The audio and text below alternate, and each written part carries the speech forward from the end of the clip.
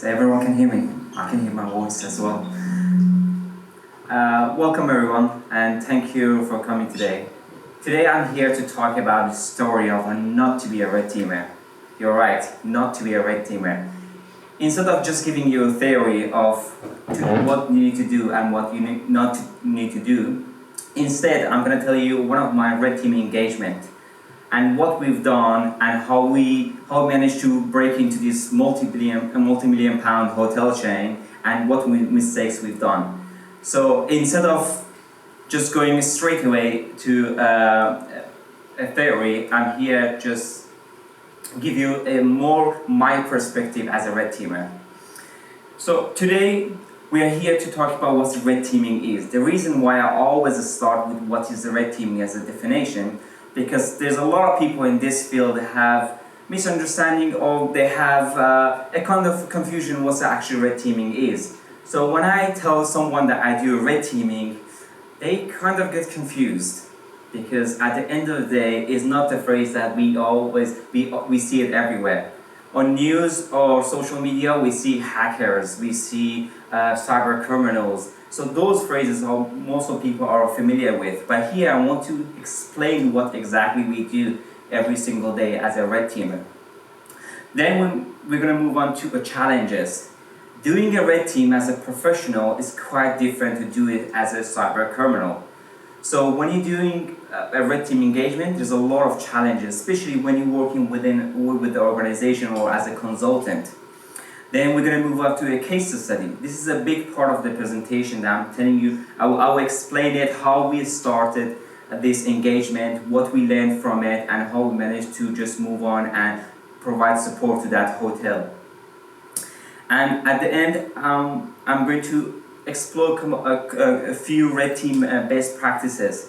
This is all about what we learned from this engagement. Everyone do mistakes, even as a red team professional. Every time we do an engagement, we do a lot of mistakes. We learn from it, we document it, we move on. So kind of giving you best practices is give you different perspective what red teaming actually is. So at the end we will have some Q&As, people can just ask any question. But before we start, let me introduce myself. My name is Hani Momeninia and I'm a founder of Invest Cyber. As Invest Cyber, what we do is that we are a group of professionals working in different fields. We have people in defense, offensive security, and what we do is that we share knowledge. We run workshops, conferences, we do mentorship, we build tools, and we're trying to share knowledge because we believe the best way to learn is by sharing knowledge. So at Invest Cyber, what we're trying to do is that running similar things that I'm doing today and trying to share my experience or my expertise in this field. Public speaking is one of the things that I love to do. It's a dream of mine to be a science instructor one day. This is something I've been working toward for the last few years. And also I do a lot of mentorships. I go to university, I speak with the students. A lot of the students want to jump to this field. They see it's so shiny. I want to be a hacker, I want to break to banks. But again, there's a lot of misunderstanding in the market. They're trying to sell you courses with red teaming or trying to advertise it in a way that kind of you pay for courses to be a red teamer, but actually to be a red teamer is a long journey.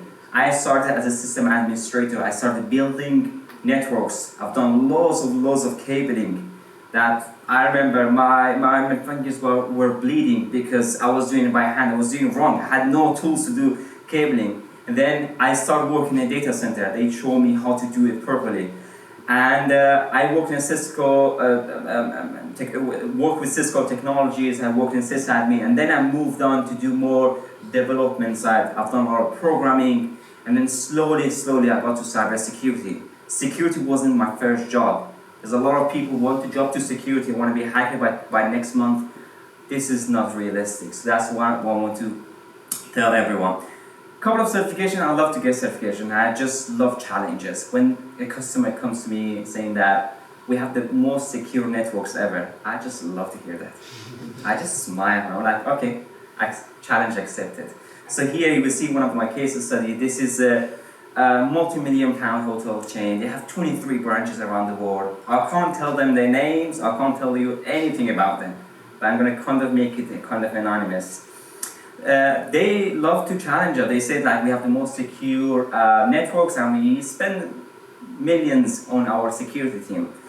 So it was a good challenge. And also, I love to talk about the human aspect of cybersecurity. This is something that always fascinates me. No matter how much you spend on your security team, there's always one employee clicking on this phishing email we're in. And that's what it takes. One click.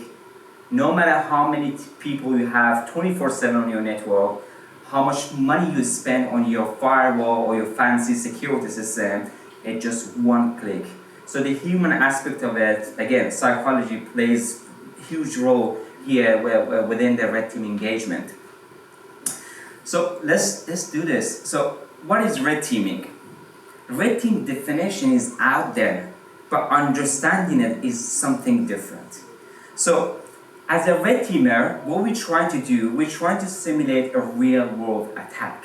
So we look at the cyber criminals, we look at the report, we look at the techniques and methodologies they use, and we try to simulate that for a company. We're not here to find vulnerabilities, we're not here to fix something or so on. We are here to test the process or technology they're using. This can include hardware security. I can break to one of the logs, CCTVs, maybe a phishing campaign, everything that's include the process, how they do business. So we look deeper than a penetration tester. A penetration tester is someone that actually runs some tools, it looks at some vulnerabilities, it writes a report, and so on. Our report is a bit different. I will tell you later on how our report is actually structured. So definitions out there is about process, real world threats, and also testing the process and the technology they're using. This will make sense in next few slides. Before we start giving you the case study, doing a red team as a professional working industry with the paperwork and legal way to do it is much more challenging than the cyber criminals. Cyber criminals, they have a lot of money, they have unlimited resources, and they have unlimited time. And they have an objective to steal something, destroy something, or just spy on the clients. As a security professional, we kind of limit what we can do. One of the biggest challenges we have is the budgeting.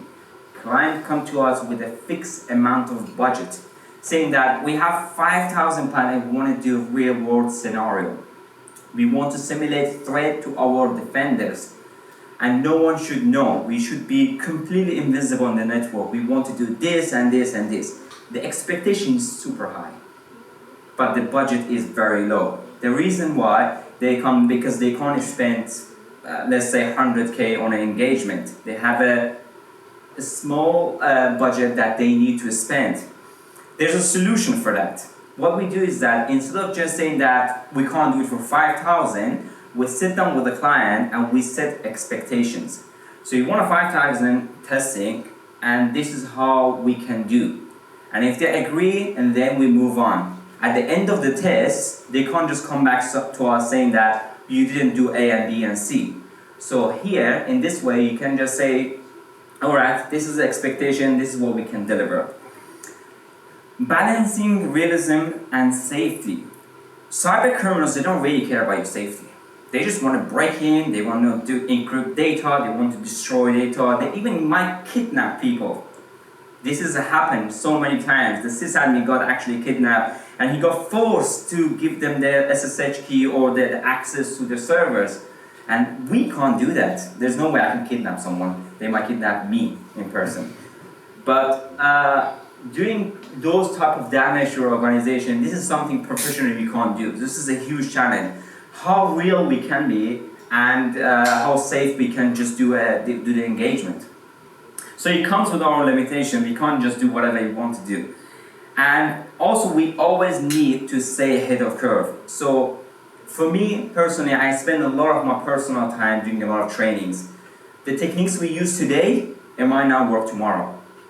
So what we do is that every time we learn a technology, we learn techniques, is always need to be checked.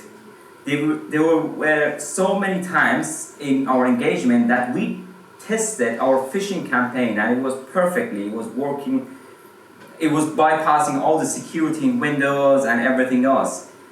6 hours after the engagement, nothing was working. The reason why Microsoft have this sandbox technology, that they kind of monitor the traffic. They're trying to understand what you do maliciously. So they blocked us before we even start the engagement.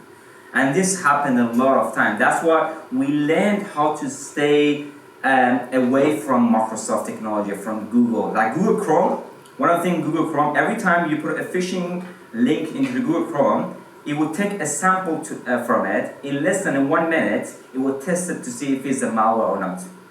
Or if you're sending a malware, a zip file to another person over Gmail, for example, Gmail already have a sandbox. It will get a copy of it and it will check it. The reason why we know that, because instead of sending a malware over email, we put a tracker, something called canary tokens. You can search it online. We put a token into a Word document and we called it infected.doc, okay? The name was malicious, obviously, and the document wasn't malicious. We want to see where this actually goes. It was going to different IP addresses and it was showing us where the sandbox actually is. In this way, we managed to understand how Microsoft using this sandbox technology to block us. We start blocking all the Microsoft IP addresses on our firewall. So every time we send something, Microsoft can't get it because we were blocking Microsoft IP addresses. So we've done a lot of things to survive, but I'm sure Microsoft doesn't like us by now. So cases. So let's crack on with these cases because it's really, really interesting. I might not be able to tell you everything about these cases. So because we have a limited time, I can talk about it 24/7. That's how much of things that we've done. But after this talk, I'll be around. You can ask any questions you want. So before we tell you about the technical side of it, let's put some background. Let's explain what we had. Okay, we had not that much information from the clients. Most of the clients come to us, give us a lot of information, and that information helps us a lot. This client, they were a multi-million-dollar hotel chain in a different country, which is always challenging in terms of culture, language, time zone, and the way that employees actually works. So it was different country. We didn't understand the language, and also their budget was quite flexible. We asked them, how much budget do you have? They said, how much you want? We're just like, all right, sounds like great to me. We even budgeted a pack of Red Bull. Just say, I need that amount of energy for this amount. And this was the client that actually worked with us in us. So we kind of had this ice breaking between us. We knew them, they know us, we've done testing for them. Blue team, defenders, they were like, we're not gonna tell you anything. We're gonna see how good you are. Because you said one of the good red team engagement you've done in past, we might have it. Give it a try. I was like, all right. This sounds great because this is a new challenge. Every time someone gives me a challenge, I get motivated. I'm like, all right, we need to do something new this time. The objective was, there's a database in a very isolated network, and they store credit card numbers. Really stupid to do that. I don't know why they're doing it, but it's a legacy system. Legacy system means that it might be vulnerable to a lot of vulnerabilities. And you need to access the database and read some of the information. And the most important things they told us is that this hotel is a very special hotel. People go there from US military, Microsoft employees, the top people go there. So it's really important to see how far you can go. All right, preparation, let's do this. So, engagement was a few month engagement. We wanted to do that, we wanted to break to this database. I was super excited, I was like 100% sure we get it. Preparation took a lot of our time. Preparing for something, it takes more energy than actually doing the exploitation or like doing post-exploitation. Preparation, we've done so many things to make sure we have all the tools that we need, okay, when we need them. The tools you see here, from the campaign that we built to OSINT to every infrastructure we built, we kept them as a backup if we need them. We started with a phishing campaign. This is something that we love to do. We want to build our phishing campaign, make sure that we can send them a malware and they can click and we are in. But the phishing campaign was a bit different. They are in different language, they're in different region. So there's some couple of things we need to consider. First of all, if you want to send a phishing campaign, it shouldn't be in English. No one gonna open it. It should be in their own language. And for understanding the language and culture and the way that they write emails, we kind of connect with someone from the same country. So we had the insider person saying that we want to send a phishing campaign. What's the best way to do it? What we've done, because they were a hotel, we emailed them saying that we want to book a room in your hotel. We're coming all the way from US. And then one of my friends have a disability, and we want to make sure that we have rooms that have access to A and B and C. A really fake scenario. The reason we've done that, we want to make sure that how are they going to reply to us? What's the email template look like? What's the banner? How the signature looks like, so we can fake it. And also, what's the email format looks like? Is it name.surname@thedomain.com, or is it the surname.name? We want to make sure that we can make a brute force list from all the employees. So what we've done is that we got replies saying, well, yeah, if you want to book a hotel, you need to do this and this and this. Great. We got the template from them. We got the person's signature. We take a copy of that. We keep it on the side because we need it later on. What else we've done is that the emails, it was name.surname@thedomain.com. We went through a LinkedIn and we searched for all the employees that work for that company, and we made a potential list of email addresses. This will be used later on if you want to do spear phishing attacks, or you want to brute force like a couple of passwords on some of the users. So we had those information. We've done awesome. A lot of people, I see it, we live in 2023, we nearly 2024. People say, I'm so excited to announce I got a job in this company, and they put the ID badges on LinkedIn. And I just love that, because this is one of the things that we look at. We look at the people who joined recently. If you joined recently and you're in your probation, you're most vulnerable target than anyone else. You know why? Because you don't know that much about the company. Okay, if I send you an email saying that this is a schedule with head of security, next week you're gonna open it. If I say this is your first payslip and there's an error in your payslip because you're in your probation, you will open it because you're not familiar with the culture. We don't target seniors, well, depends, but mostly we're gonna target the people who actually started. So understand who is starting, what they do, what's their name, what's the relationship with other employees and so on. That helps us a lot. That was awesome. We built infrastructure, we built everything on the cloud. We use AWS, we use Azure, we use all this fancy technology to make sure we have everything ready for us. We prepared some implants. We put Raspberry Pis with the 4G SIM cards on them, and we put the malware and so on. So we prepared our physical security. So make sure that if we manage to get to the building and there's a port somewhere, I can't see here, well, there's some over there, we can just plug it and we can access to somehow a network. I will explain to you how we've done it. And we built a fake red team infrastructure. Do you remember on previous slide I said, when it said blue team, they said, well, we might have a blue team. Okay, we're gonna test that. We built a fake infrastructure with a fake malware, with a fake phishing campaign. And we just threw it to the target. And when you threw something to the target, you want to see how they're going to respond to these attacks. How long will it take them? What's the process? What tools they use to find you? And what we do is that we're trying to be a defender. We look at the traffic. We look at how they're going to find us. How long will it take them to find us? Okay? So this information will be later on used to see how much time we have until we get caught. Because at the end of the day, there's no way you can be fully invisible. You get caught, but it's just a matter of time. The timing was really important for us, so we wanted to make sure we have enough time to do that. And we went to the execution. All right, we have everything ready. We have our infrastructure, we have our tools. Let's do it. One of the things that red teamers do that makes a lot of mistakes is that everything that they built in last few weeks, they just threw it to the target. And this is something I'm not happy with, because this is the difference between a senior red teamer and a junior red teamer. Junior red teamer is like, let me break to the company. I'm gonna throw all the tools, I'm gonna run tools I see on GitHub, on Kali Linux, everything. It's a CTF style. Let's do this. This is not what we've done yet. This was different. This was completely different. For the execution, we wanted to make sure that we know what we do when we do it. So working as a team, as a red teamer, you work with other red teamers. So you need to negotiate. There's no way I can say, I'm going to run this command. I'm going to get something. It's not about getting something. It's about working as a team. And you have a team, a red team lead that you need to negotiate.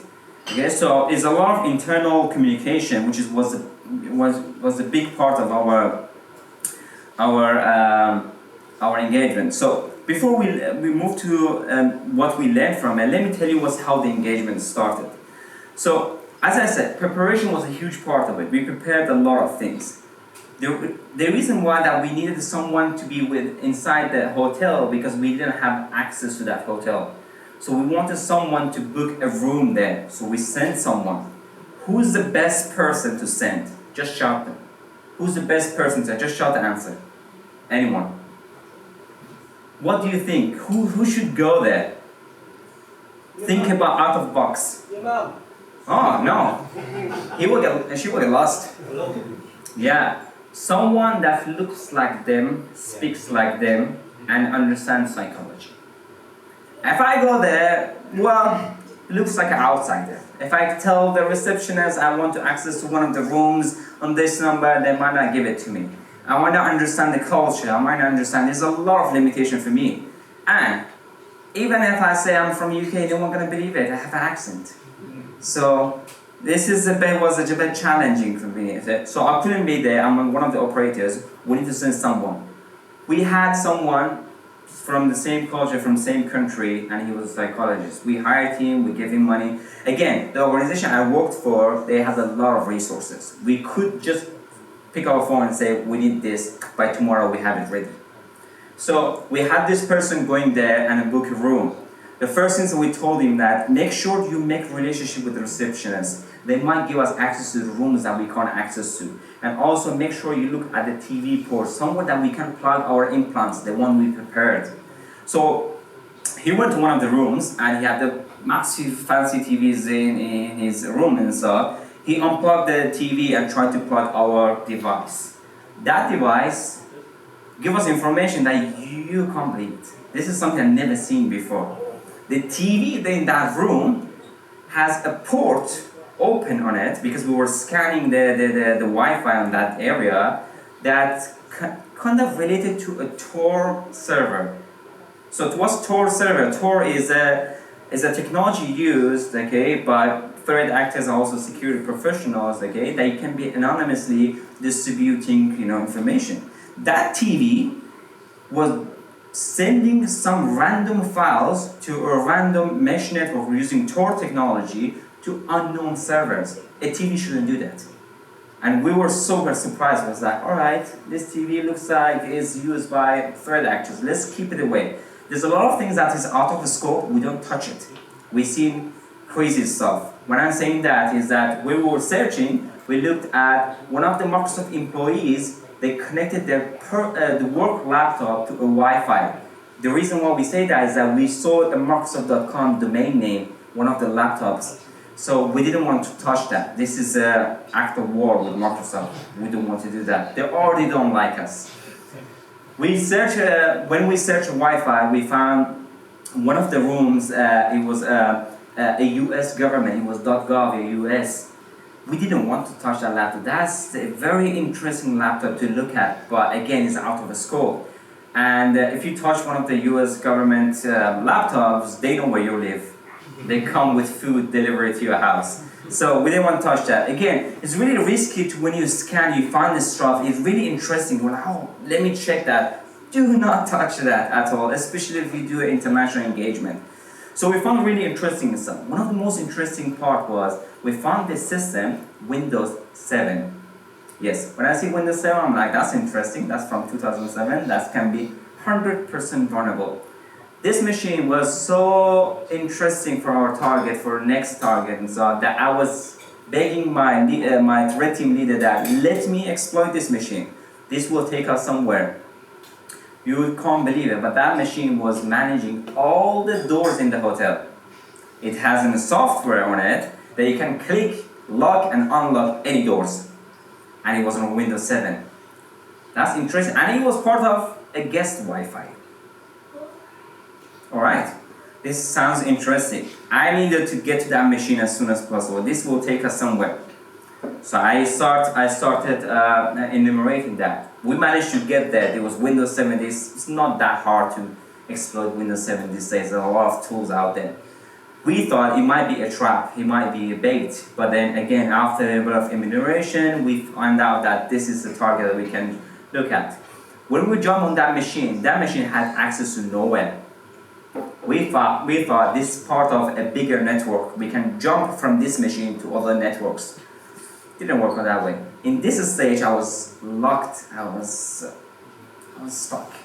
I didn't know what I need to do.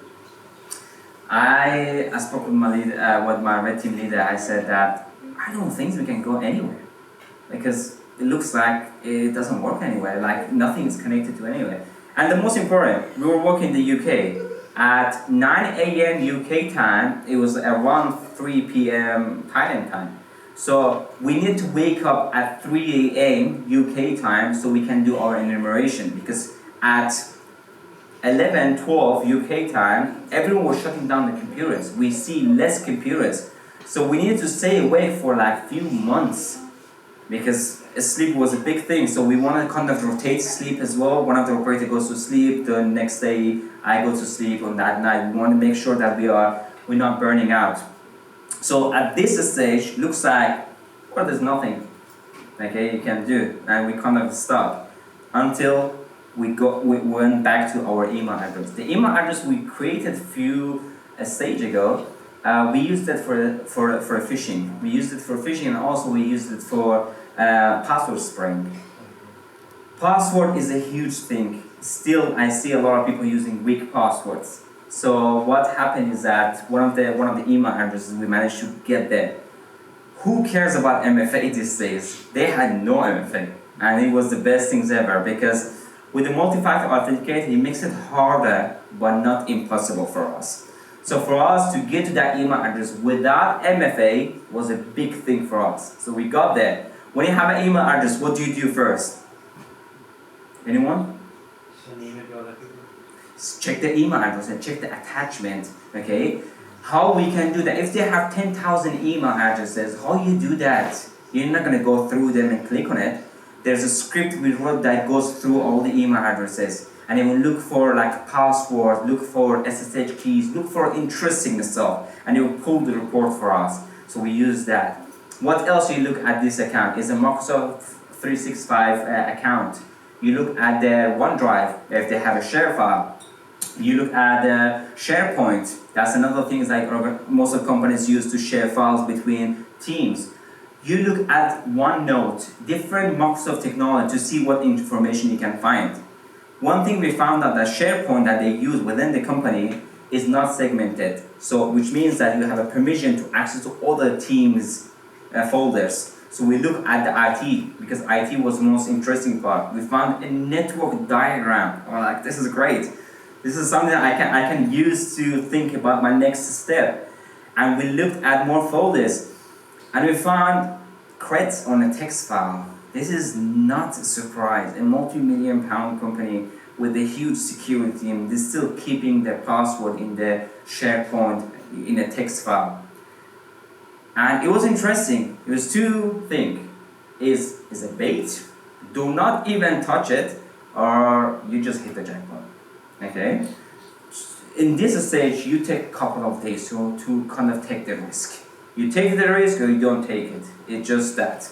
So we took that password, we checked the things out. Before we log in, we use a different script, different technology to see if this password is actually acceptable or not before even logging. Because in this way, you don't get logged, you stay invisible. Okay? Instead of you just log in, it will show the date you logged in, the time, the location. Instead of using that, we use a different techniques. We test it to make sure this is actually working. We logged in that machine. It was a server on the cloud, and it was a lone server. There was nothing connected to it. That was quite interesting, called the jump server. This is a server used to kind of manage the internals, but the routing was quite different. So we looked around, looks like there's 6 people using this server. When we looked at, there was 6 people logged in already. This was scary because this already compromised, or we are talking to other colleagues. Let's say hi to everyone. Okay? I mentioned that to my teams, do not touch this server. This server is highly monitored. There's no way you can have a server on the cloud without getting touched. So let's don't touch it. We use the server to do internal phishing. How many of you use Outlook for your work or your personal?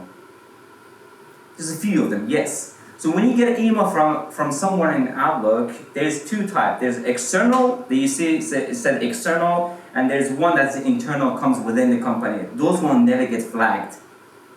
We can do 2 things. We can do a phishing, but it looks like external, or you can use that server, use the email address there to do internal phishing. That was the best option. Doing internal phishing, no one gonna find out because it comes with the admin email address and also is not external, so it's less suspicious. To find a topic to send internal phishing is one of the hardest ones. You have one shot. I don't want to say one opportunity, but that's become like a sentence.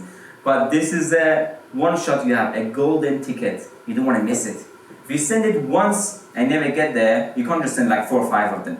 Okay, it becomes suspicious. So we looked at the scenario. It was near the holiday time for that country and the culture. And I was like, well, that's an amazing time for a bonus because people love bonuses. In Christmas, people get bonuses and they love to open an email for bonuses. Let's find a different topic. Let's find an employee survey about last year increase in salary because of the hotel and so on. So we found an Excel file, we put it in a malicious, like a malware, we're trying to bypass all the security, and we asked our internal person to write it their own language. And we used the signature that we got from the previous stages. We'll put the signature, we'll put the banner, everything looks perfect, and you go through. We send it to 5 people. Why we did that? Instead of sending it to a list of like, let's say 100, we send it to 5 people. 5, most of the interesting people that we found out that those people called person of interest. We had a list called person of interest. Those were admins, they were seniors, they had access to the things that juniors they don't have access to. And it was internal, so most likely they opened it. From that 5, 1 person opened it and we got in. We got to the network that we couldn't get there a few months ago. We're so excited. This is a scary moment because you're already in. If you lose that connection, you're gone. This person is not gonna go and click the link again. You get one shot, you get connection for a few seconds. You need to make a persistent move. You need to make sure you stay there. If they find you later on, okay, you need to make sure that you come back here, okay, without someone clicking on it. So we're looking at the techniques that we can stay hidden there without doing anything malicious. We found out a malicious like folder that we can poison it. We poison a couple of folders just in case we get kicked out, we kind of come back. Okay? So in this stage, we are inside the network. We're inside the network, we have access to everything that we can. We were looking for that database. This database was nowhere. Because you know the objective was database. If you don't get there, well, I can't call it a fail, but you didn't get to the objective. And it's really important for us to get to that point. So what we've done is that we will start looking and stuff. One of the computers had this a shortcut looks like a legacy database. When you click on it, it will link you to a database and it will show you without logging. And I was surprised. I was like, how do you click on this and it will get you to the database without the login? We look at the shortcut on the desktop. It has a hard-coded password inside the shortcut. So we use the shortcut, it will pass the hard-coded password, and then it will log into that database. And I was really impressed. This is like capture the flag type, but this is a multi-million pounds. So it looks like an admin was super lazy. And we love lazy admins because it makes my life so much easier. And we see these mistakes all over the time. This is not something, a fantasy story. This is something that happened out there. This is the best scenario. We've seen much worse. We've seen the time that we called the employee saying that we are from admin team and we're looking at upgrading your system. Click on this URL, download this, give us access. They were doing it step by step. And it was good. It feels really good for us. But this case, that having a shortcut, they have a hard-coded password for database, and it gives us the exact IP address where the database is. Alright? This is it, we know where is it, but we don't know how to access to it. After a few weeks and so, we started looking. In this stage, instead of searching around, okay, we were taking step by step. Think about it. If I move very fast in a stage, okay, everyone hear me and make a lot of noise. But instead, we do it slowly. Every 6 hours, there were like one request going. That's why it took a few weeks, because we didn't know they have a blue teamers or not. So we found a database. We managed to compromise. In this stage, we can say the objective is done and we've done our red teaming. But it's not finished. This is 50% of the job. The reason why I'm saying that is that you don't want to do something for a client and say, I'm done, I can go now. Do you want to help them to develop a security system? So you sit down with them and saying that, all right, we managed to break in your company, and this is the type of vulnerabilities we use to get to A to B. Let's sit down together for the next 6 months or 1 year. Let's build something that is kind of bulletproof. So as our part of job, 50% is do the red team, another 50% is a purple teaming. We sit down with them and we do the practice, we do on different system. So a lot of things we learn from it.